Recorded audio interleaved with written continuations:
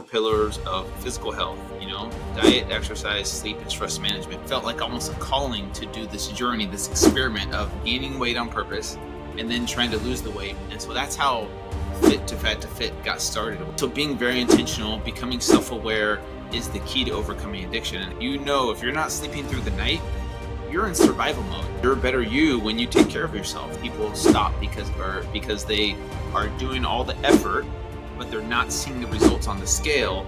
And so this is what I'm trying to do, is help shift people's perception and change their mindset.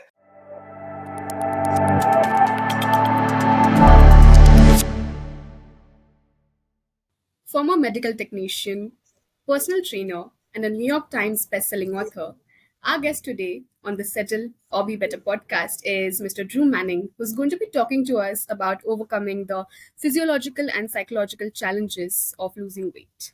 Unlike many other trainers, Mr. Drew Manning has first-hand experience when it comes to this particular transformation, as he is well known for his Fit to Fat to Fit challenge, wherein he intentionally gained 30 kilos and went through a transformation himself to lose them over a span of 1 year, just to empathize with his clients and people all around the world going through this transformation. Welcome, Mr. Drew, and over to you. Why don't you begin by telling us a little bit about your personal health and wellness story? Yeah, first of all, thank you for having me on. It's a pleasure to be here. So my story began, from when I was a child. Actually, I grew up in a family of 11 brothers and sisters, and we all played sports. And so I was always very active my entire life. And so because of that, I was always in shape and fit because I played American football and wrestling as a young child. And so growing up, I was always in shape. And then fast forward to about 2009, I became certified as a personal trainer. So here I was, someone who had never been overweight a day in my life. I'd always been in shape, trying to help people who were overweight pretty much the majority of their life. And so there was an obvious disconnect because in my mind, it seemed so simple. It seemed so easy just to do, the things that were easy for me, like working out and eating healthy. I couldn't understand why my clients struggled to just stay consistent and eat healthy food and work out, because for me, it seems so easy. Like you just do it. You don't eat the junk food. You put down the junk food. You go to the gym. You do the workouts. It's not that hard. And so I had I had a client tell me one time, he's like, Drew, you don't understand what it's like for me or for people like me, because for you, it's always been easy. But for me and for people like me, it's always been hard. And when he said that to me, I was like, you know what? You're right. And so I was thinking of ideas of how I could gain a better understanding so that I could better help my clients. And for whatever reason, as I was thinking of ideas, this idea of Fit to Fat to Fit, of gaining weight on purpose, it made sense in my mind, and it felt like almost a calling to do this journey, this experiment of gaining weight on purpose and then trying to lose the weight. And so that's how Fit to Fat to Fit got started, was from that idea. Amazing. That's a lovely story and really inspiring. And it's true that a lot of coaches and personal trainers out there, find it tough at one point in their training to, connect with their client. They do everything to, understand them and, empathize with them. But there's this little lack, and also from the client side, to trust the trainer and, to think that the trainer is understanding their process. This really, there's a gap that needs to be bridged, and you really put it out beautifully. And it's very inspiring looking at you, first of all, to brave this kind of a challenge, being completely fit yourself and then having to, get into this challenge, and also with some sort of a fear in your mind, probably, that, what would happen when I do this, because you're also doing it for the first time. So coming to the psychology of, gaining weight and losing it, we've seen a lot of celebrities out there, do it for some role, or, that sort of a transformation. But it's very different when you see a personal trainer, a coach, or someone who's really leading a fit lifestyle and also, guiding his clients do this. So, what was the psychological effect of it? Like, what did you experience, while gaining and while losing the weight? Yeah, that's a really good question. And when I went into it, I didn't know it was going to be psychological. I thought it was just going to be physical, like just gaining weight and losing it.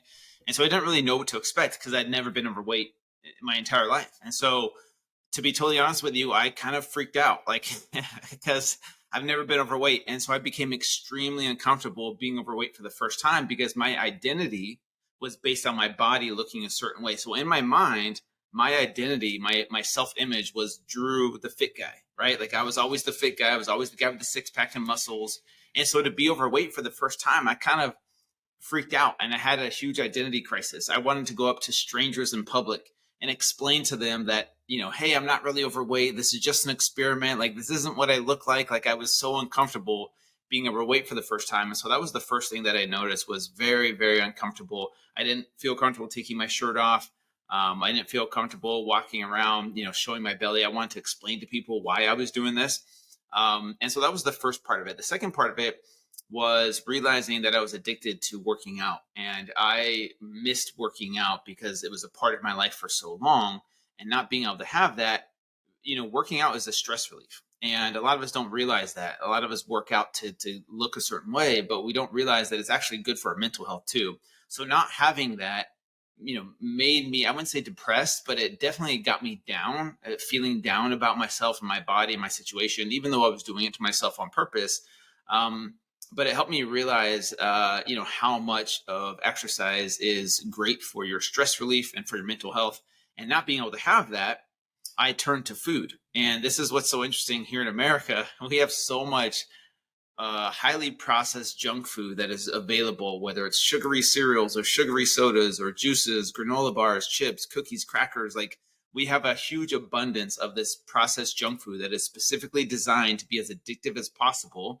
The hyper palatability of these foods is these companies spend millions of dollars on food scientists to create the perfect combination of foods that will be addictive to the human brain. And so what happens here, especially here in America, is we eat these foods because they're subsidized, because they're cheaper than normal real food. They're very convenient. And I'll be honest, they taste really, really good. Like, there's so many foods here that we have that are just, they do taste amazing, and they're super cheap and affordable. So people gravitate towards those foods. And it really opened up my eyes to just how powerful the emotional addiction to food is here in America. Because what happens as a human is when you experience uncomfortable emotions, like let's say you go through a breakup or a bankruptcy or a divorce or, the stresses of life, we look for an escape. And here, with food being so accessible, this food gives us the same dopamine release that a drug like cocaine would do in our brains. And so this is why people get so addicted to food, because food is not an illegal drug, right? It's totally legal. You can go buy this food anytime you want, but it does the same thing chemically in our brain where it releases dopamine. And then because that dopamine feels like a reward, anytime we are sad or lonely or, depressed or going through a hard time, we can turn towards that drug, if you will, and have it multiple times per day to temporarily feel better, because the dopamine makes us feel better temporarily, right? And then it wears off, and then we need that high again, and creates this vicious cycle of dependency. And that's why so many people get addicted to food, especially here in America, because of the hyperpalatability of these foods. So that was something that I experienced that I didn't realize how powerful that it was. I just thought people lacked willpower, right? I just thought people need more discipline. But experiencing it myself, I was totally humbled, and I was totally wrong about how powerful the emotional addiction to food really is. Absolutely, that was some really great insight, and I'm sure that every person at some point in their life does struggle with this and with this particular relationship of them with food. And have you ever been to India by any chance? Not yet, but it's on my bucket list. I want to, though. Right. So, because let me tell you, in India, we have such a wide variety of street food available. That's a huge part of our life, like ever since we've been growing up. And it's really a very cultural thing that we do celebrate food. And it's a part of every celebration or every festival. And I mean, in India, the festivals are like so much, so many. Like every other month, you would have a particular festival come up with different cultures, right? So food is such a major part of it, and just like you said, in America, that is really, it's really tough to sort of separate from that habit that you've grown up with ever since you were a child, as a family or going out with friends, and because it's also very accessible and cheap and available and very addictive, like you rightly said. So I'm sure a lot of our Indian audience would definitely relate to what you said, because no matter where you are, definitely you would at some point life face this dilemma when you're going through such a transformation. So that was a really great insight. And coming to losing weight, how was that experience like? I mean, did you earlier? I mean, for me, if I look at you and if I see that you went through this challenge, I would think that it was easy for you to lose weight because you were probably like programming your mind and like all of these months, and you had that kind of physical background. But how was it in reality? Was it really as easy as you thought? Or how was it like for you? It was one of the hardest, most humbling things I've ever had to go through. And I know that, like, looking from an outside perspective, it looks so easy because I did get back in shape. But the first 2 weeks, this is what I learned. And talking about the emotional addiction to food, how powerful that is. The first 2 weeks of eating healthy, I thought my body was going to feel good. I thought, I would feel great right away. But the first 2 weeks were hell. I'll be totally honest with you, because what happens is your body gets so used to the the high that it gets from those foods, that when it doesn't have it, it's kind of getting off of a drug. Your body goes through withdrawal symptoms. And so any drug addict or anyone that's experienced real addiction understands there's this transitionary period where your body kind of fights back against you. Your body kind of becomes your own worst enemy, where your body kind of pushes you to go back towards those habits that you've created. So the first 2 weeks, I had headaches. I was grumpy. I was moody. I was hungry all the time. The food, the healthy food, did not taste nearly as good as I thought it was, or as I remember it tasting. And so it was weird. Those first 2 weeks, I was like, but it was so humbling because it made me realize this is what my clients go through when I give them a meal plan. And I'm like, okay, here's your meal plan.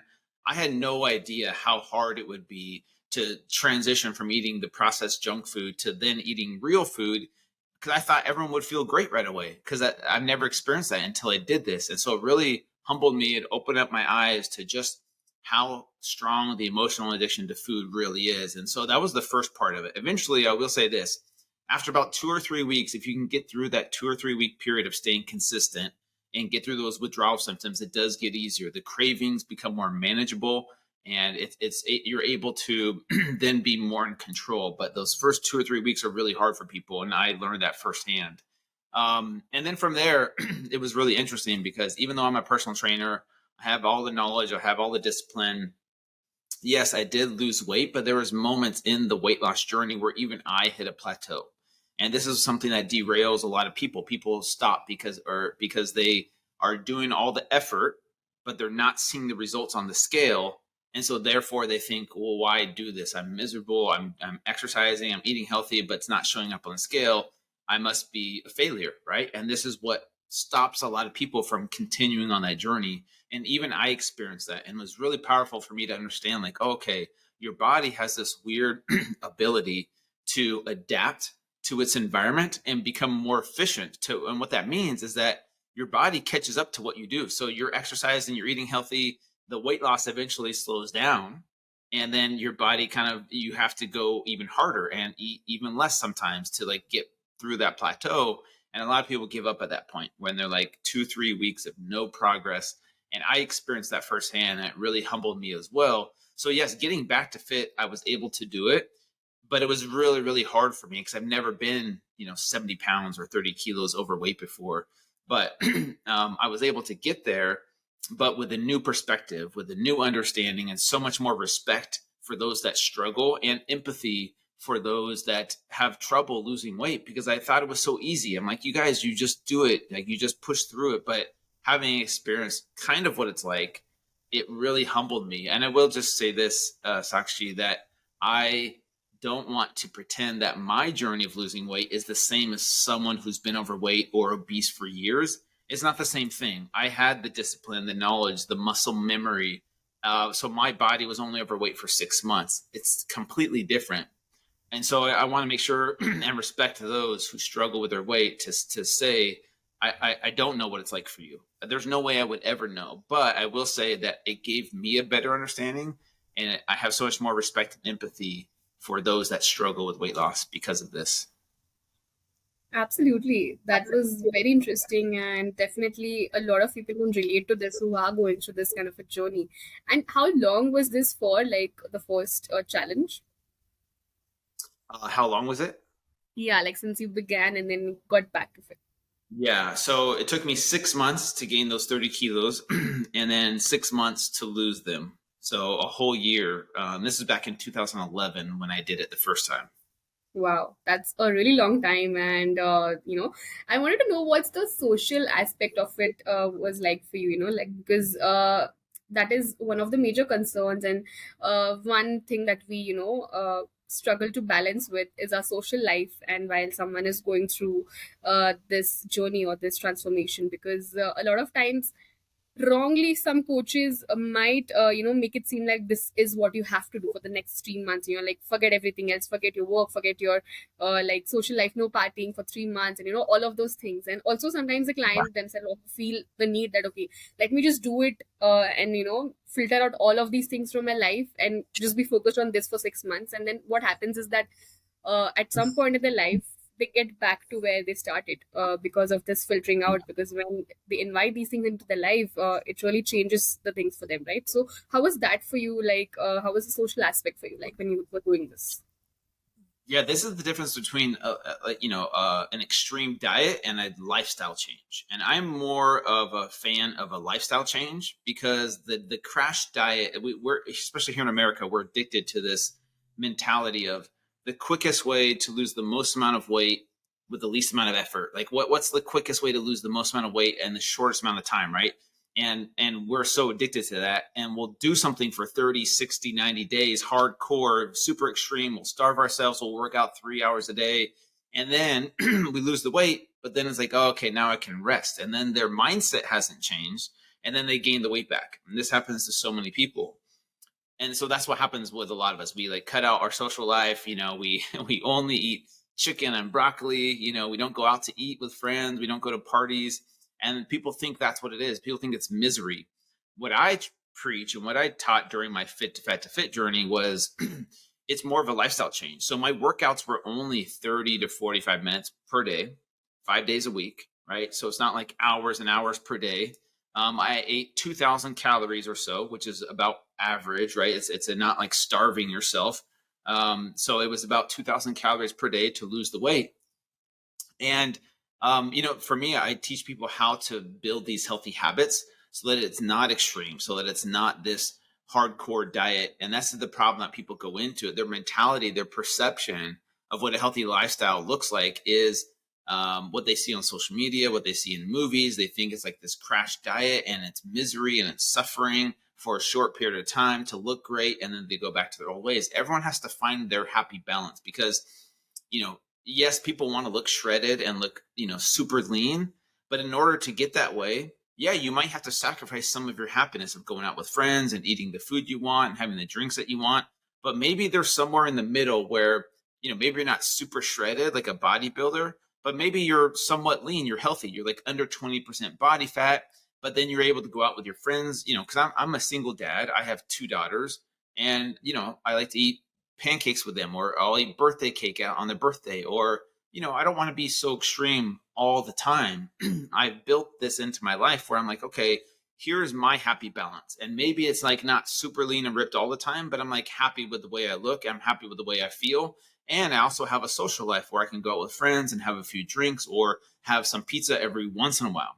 So usually I tell people, like, if you want to get really extreme and see some results, maybe go 90% strict with your diet. Like 90% of the time you're eating healthy whole food. And then 10% of the time you're having the occasional drink or cake or something like that.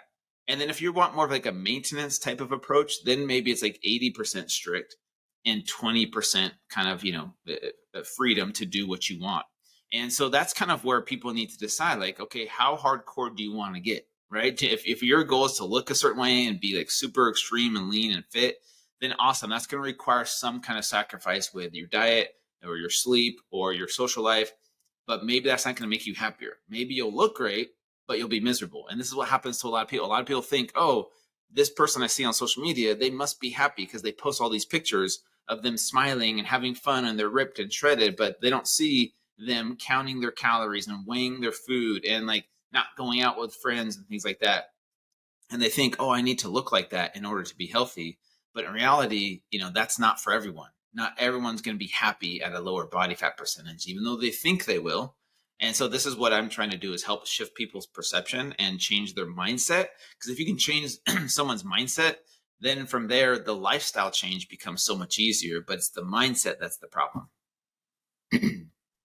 Absolutely, well said. It does begin with the mind, and definitely has a lot to do with what is your goal when you're getting into this. Because a lot of times, people don't get a chance to sit with themselves and think about the end game, and what is it that they are looking for, and what are the goals that they really want to achieve, and what are the reasons behind them. Because we begin this for the wrong reasons a lot of times, from what we see than what we really want from within. So that was really well said, and it does resonate definitely. And how did your relationship with food change over that 1 year that you were doing this? That's a really good question. Eating the processed junk food for 6 months straight definitely created some cravings that I didn't have before. And for me, when it comes to food addiction, I tell people all the time the key to overcoming any addiction is self awareness. The more self aware you are, the more in control of your habits, right? There's a good quote by Anthony DeMello, an author. He says, "What you are aware of, you're in control of, and what you're not aware of is in control of you." And so for me, going through this journey, it helped me to be more aware of, why I do what I do, or why I eat what I eat. And this is something that's really important for people to understand, is understanding why you gravitate towards certain foods and being aware of your triggers. So for example, let's say someone, got into an argument with their spouse, or and then they're stressed out. And so they reach for the alcohol, they reach for the cake, they reach for the ice cream, or they just broke up with their boyfriend, or they just, are struggling financially, or whatever it is. Being aware of those emotions and those triggers, so that you understand, okay, I'm feeling triggered right now. I'm feeling, stressed out or overwhelmed. And then from there, you normally, on the subconscious level, you'll reach for the ice cream, you'll reach for the alcohol, because that's going to make you feel better temporarily. As you become aware of your behaviors and your patterns, you can take a step back and become the observer of your thoughts and see those emotions and those triggers, kind of like playing out in a movie. You're kind of the observer watching it happen. And instead of attaching yourself to those thoughts and emotions and those triggers, you can take a step back, take a few deep breaths, and realize, okay, why do I want to eat this cake? Am I wanting to eat this cake to, escape my emotions, to not deal with the uncomfortable feelings that I'm feeling? And, just being truthfully honest with yourself. What is your intention with eating whatever the food is? And being very intentional about it, because there's a difference between, eating cake at midnight because you're sad, lonely, and depressed to make you feel better, versus eating that same cake at your kid's birthday party with friends and family, and you're having a good, social, experience, a bonding experience. That's a totally different intention. That's a totally different, experience to have. And so being very intentional, becoming self-aware is the key to overcoming addiction. And having done this twice now, it's really helped me open up my eyes to setting an intention before I eat any food. Like, what's my intention with eating this food or that food, or drinking this alcohol, and being very intentional. And if you're intentional and self-aware, it'll help you overcome, I would say 99% of any kind of food addiction. Absolutely.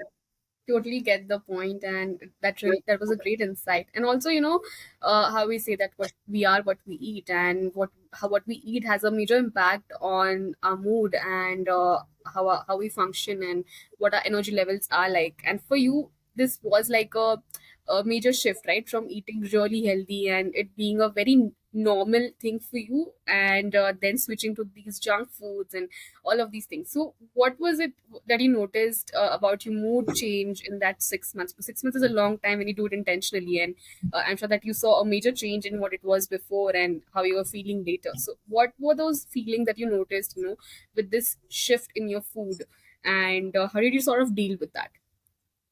Yeah, it's so interesting because people don't realize how powerful food affects us, right? And people think if I eat food, it's going to make me gain weight or it's going to make me lose weight. But people don't realize how it affects your personality and how you show up as a mom, as a dad, as a business owner, as a spouse or sibling, it affects your personality. Because here's what I've learned from doing this experiment twice now, is that when you get these spikes in blood sugar levels, right? When you eat this processed junk food, our blood sugar levels spike really high, right? And that's the dopamine release that your body, gets this huge high for temporarily, but then with that spike, you get a crash. And when you get that crash, when it comes back down below baseline, you feel miserable. You feel awful. You're like, oh man, I don't like feeling this way. You get jittery. You get, feel weak, and you want the high again. So your body signals you to like, hey, we got to get back up there. So you eat more of that food, and then it creates this vicious cycle. And what it does then is it affects things like your sleep. And when your sleep is affected, your hormones are off, right? And when your hormones are off, you're not the same version of yourself. If you have low testosterone and you have high cortisol all day long because you didn't sleep well, anyone that's been sleep deprived knows, like for example, someone with kids that has a newborn baby, if you're not sleeping through the night, you're in survival mode. You can't show up your best self. You can't show up as happy. You're moody, you're grumpy, you're tired all the time, and you're snappy. Your ability to handle stress is severely diminished when you live this type of lifestyle. And that's when it affects your relationships. It affects you as a parent, affects you as a spouse or a partner, affects your business relationships way more than you think, because it's all starts with the food that you ate that gives you these big spikes in blood sugar levels, and then crash, and then spike, crash, and then you need more caffeine throughout the day to feel alert and awake. And your cortisol is just, elevated all day long. And then that affects your sleep, and then your hormones are off. And then from there, it's a snowball effect of like a downward spiral. And then, your ability to show up as your best self is severely diminished. And this is why people don't realize it's so important to, if you want better mood, if you want to feel better, you want better digestion, you want better relationships, it all starts with food, the food that you put inside your body. And so this is what I'm trying to help people with, is understanding the correlation between eating healthy food and not just losing weight. Yes, it helps you lose weight and get fit, but it also affects your mental and emotional health way more than you think.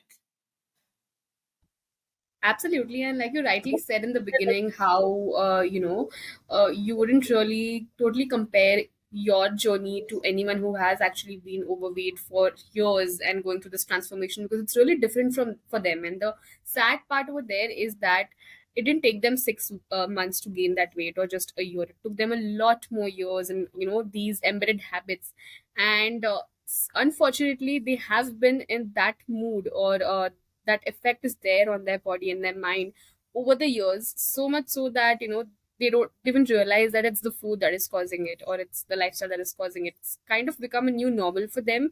And that's when they Mhm. struggle with, why am I feeling this way? And that's when we go through all of these disorders, and we go through all of these sad days in our lives, when we don't realize how food is affecting our mind and body. So that was a very great insight, and something to definitely think about intentionally when we are going through this process.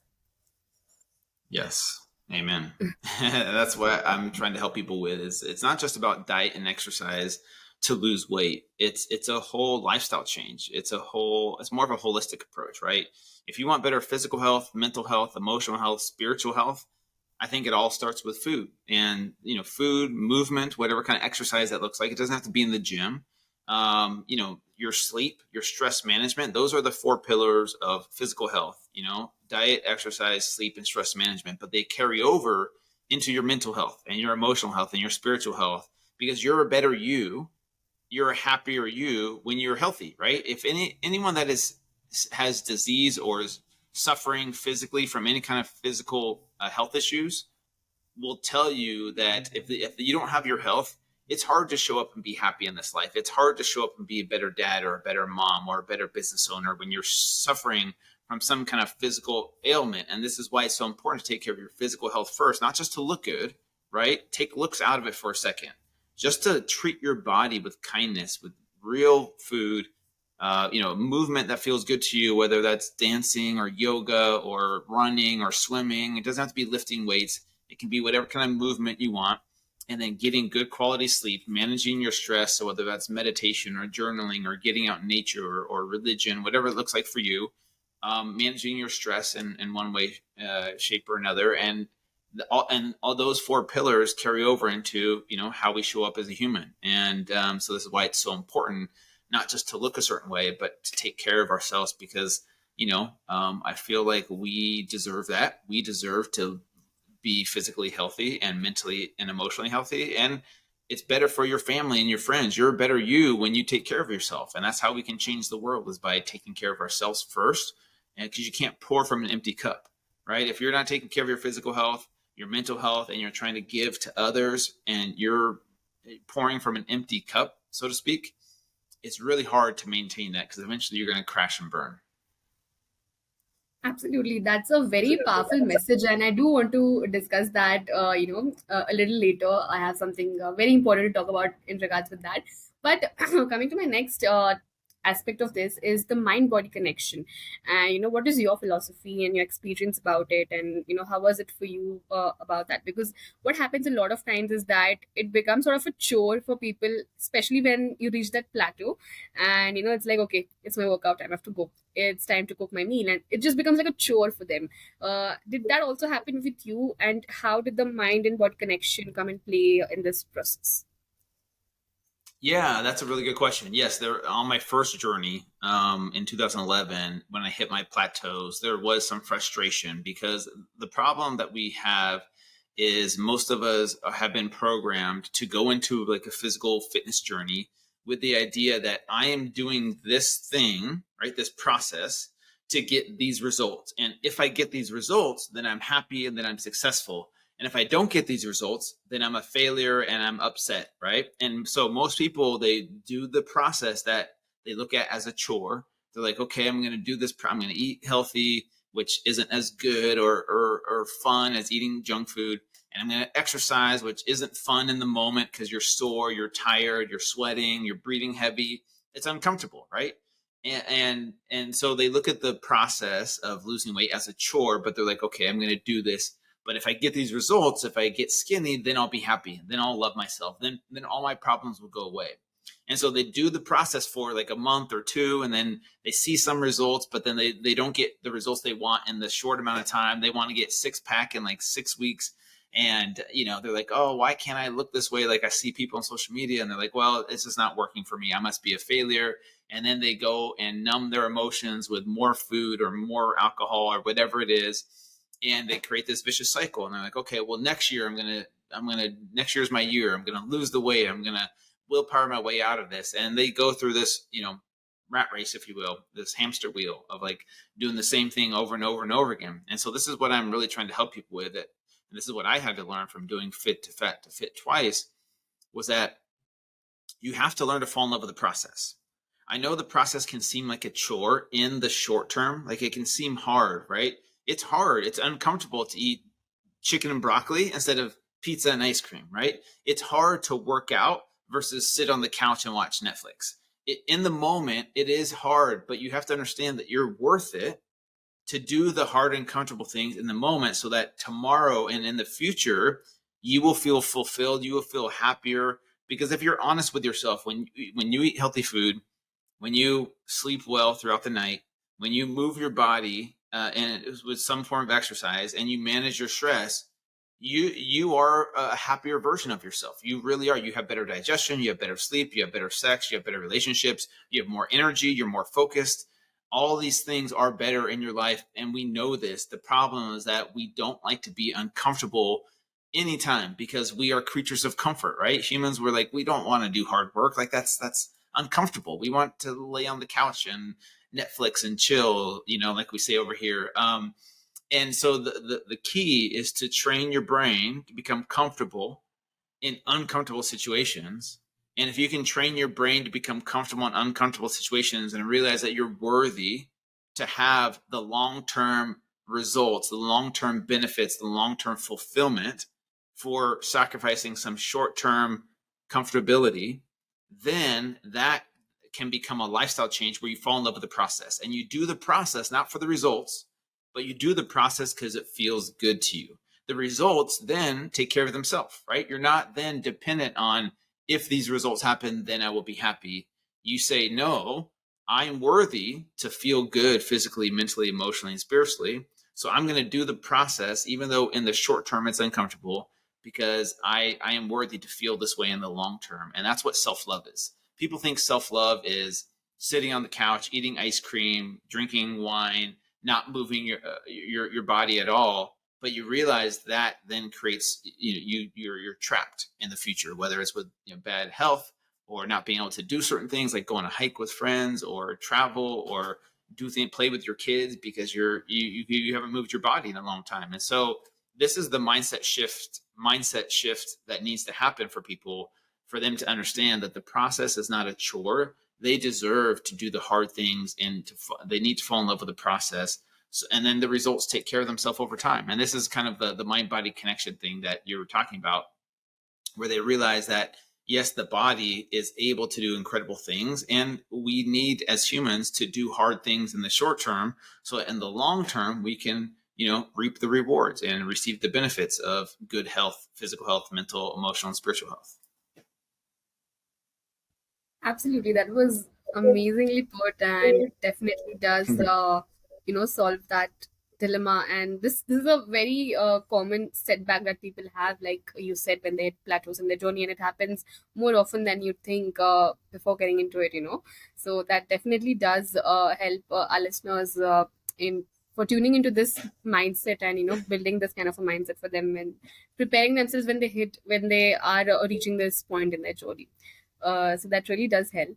And you did this 2 times, right? And the second time it was fit to fat 40. So how was that for Yes. you? And was there something different that you noticed with age? I mean, I doubt that, because you're already so amazingly fit, and you have all of these skills and these your muscle memory, all of these things, right? But was there something that you noticed with your age, also particularly mentally, I would say, more than physically? Uh, that you noticed when you did this the second time? So Fit to Fat to 40 was the second time I did my Fit to Fat to Fit experiment, and I did it in 2020. It was different as a 40-year-old. I wanted to do it because when I did it the first time, I was 31. I was younger. Your metabolism is different. Your hormones are different. And as you age, a lot of people in their 40s, for example, it can be harder. It definitely can, because your hormones change, your metabolism changes, life is different. When I did it the first time, I was married. I had 2 young kids, very young. And fast forward to 2020, when I did it the second time, I was turning 40, and my daughters were like 9 and 11. I was divorced, but I was in a relationship, had a girlfriend at the time. And I thought it was going to be easy because I'm like, oh, I've done this before. But it was way harder in so many different ways, because even though this time around I was a lot more self-aware, had more emotional intelligence, I had more self-control, and I thought it was going to be easier because of that. But I went through a really hard breakup in the middle of my journey. So I was 50, 60 pounds heavier, and unexpectedly went through a really hard breakup in the middle of it. And that taught me a lot, because at first I was eating the food to gain the weight, right?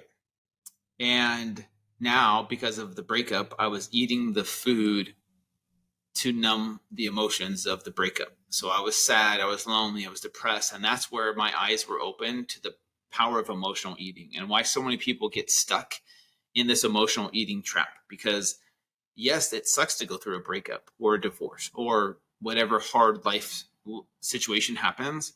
And food is very comforting, because I'll be totally honest with you, eating, ice cream or pizza or having a glass of wine temporarily made me feel better. I did feel better temporarily, versus if I had salmon and broccoli, it doesn't do the same thing chemically in my brain where I feel amazing, or it numbs the pain. It doesn't do that. And so it really opened up my eyes to the power of emotional eating and why people get stuck there. So I totally understand why people get stuck there. And so that was the first thing that I learned. The second thing was being older. Yes, it was harder, but I will say this: the strategy I used from the first journey to the second journey was totally different.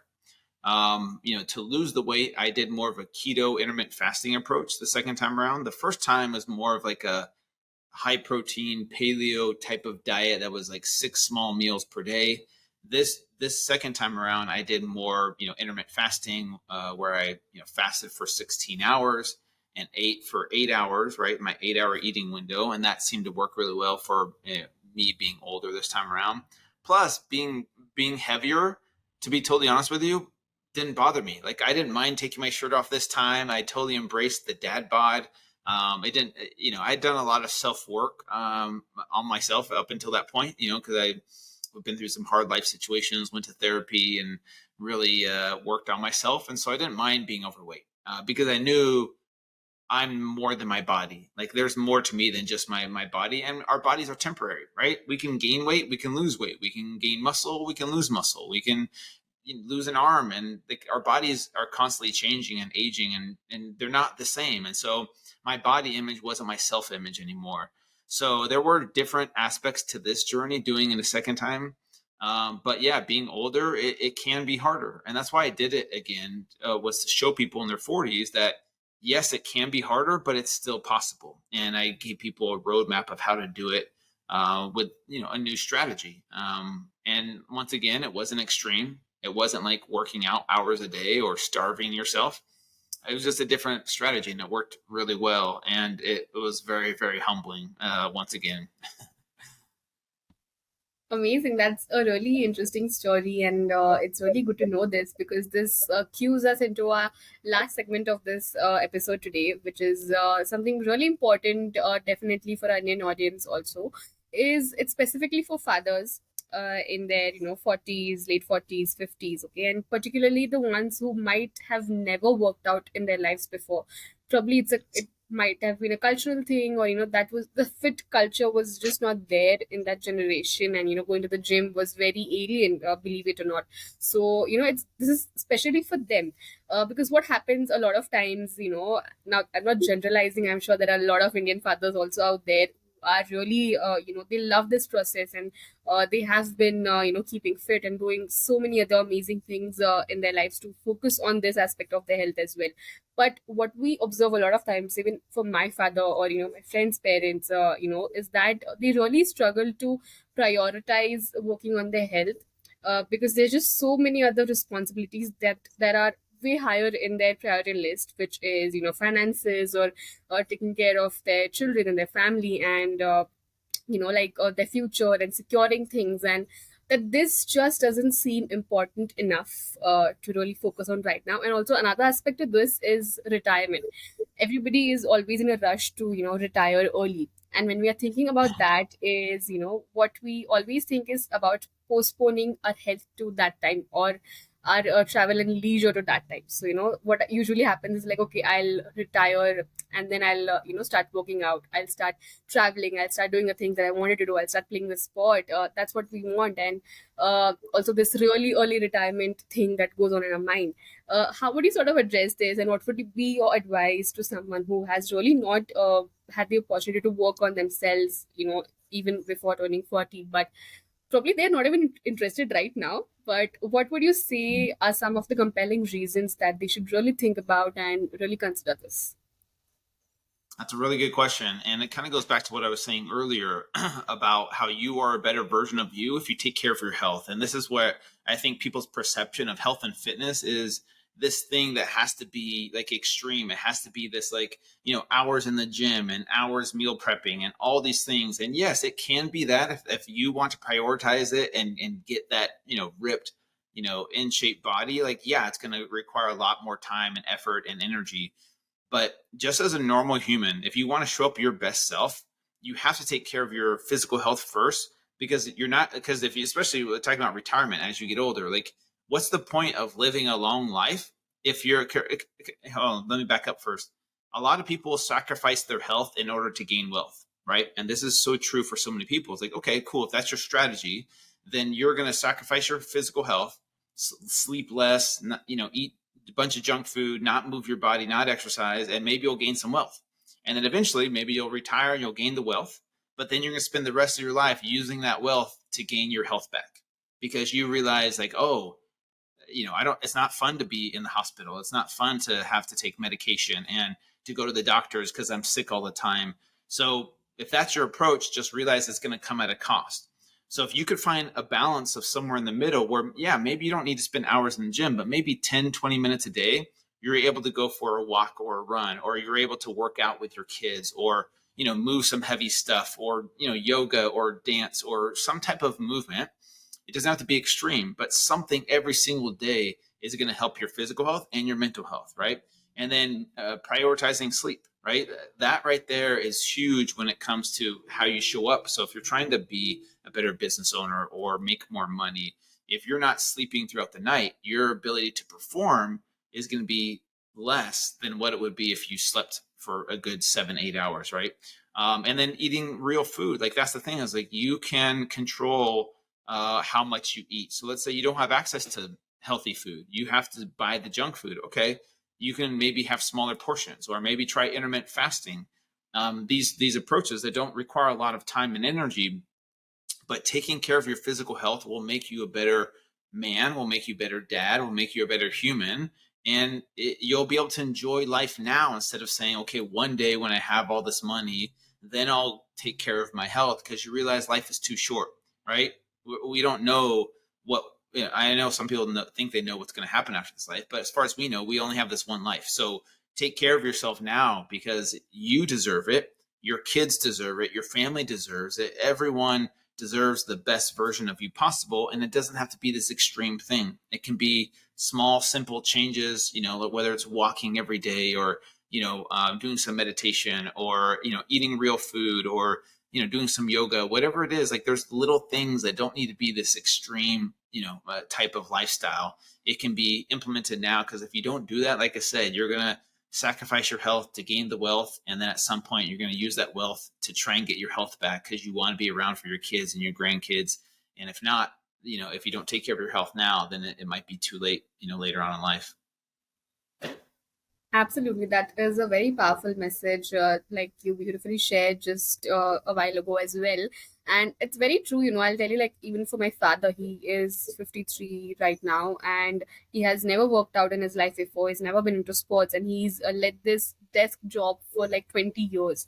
And it's a very common lifestyle for a lot of people, especially this kind of a job, even if it's not in an office, it's work from home or whatever.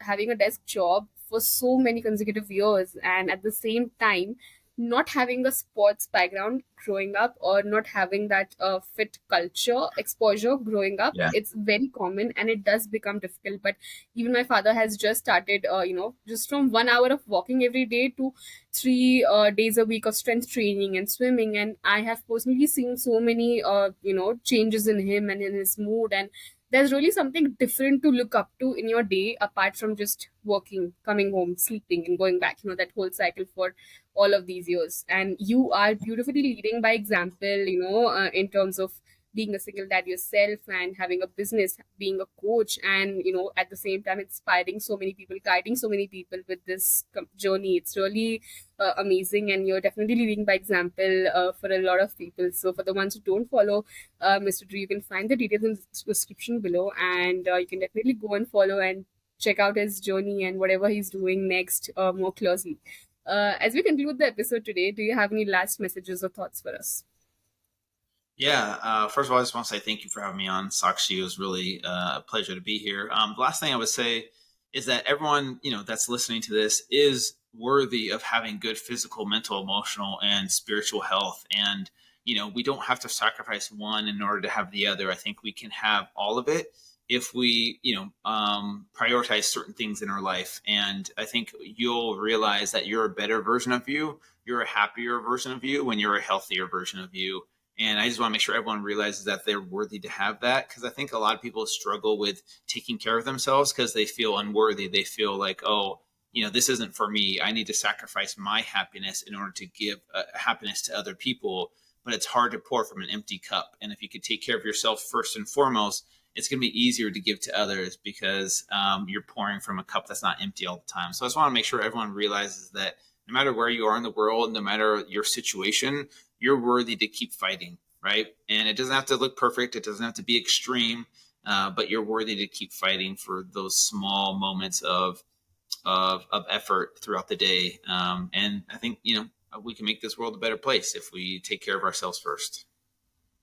Absolutely, that's a really lovely message. And two things that really stood out for me, and I'm going to take back personally, is that first is to show up as your best self in any walk of your life. Is definitely it begins with you being fit and you being leading this lifestyle and making these small changes, and also how you are currently would always reflect with your loved ones and your inner circle, and it again all circles back to your physical and mental well-being. So these are really two things that have stood out for me personally. So thank you again for being here today, Mr. Drew, and gracing our podcast. It was a lovely conversation, and I'm sure it's going to help a lot of our listeners out there. So thank you for being this inspiration and also being so kind and sharing your story with us today. My pleasure. Thank you for having me on. We hope to host you in India sometime. I would love to. I would love to. It's on my bucket list. Lovely. That was it for today's episode. I am Sakshi Pawar, and I'll be your host for the Settle or Be Better podcast. So stay tuned while we bring more inspiring stories your way. You know the drill. Subscribe to the Settle or Be Better podcast, like, share, and comment on our videos. And oh, hit the bell icon because you don't want to miss the mind boggling health discussions we're about to bring for you. Why settle when you can be better?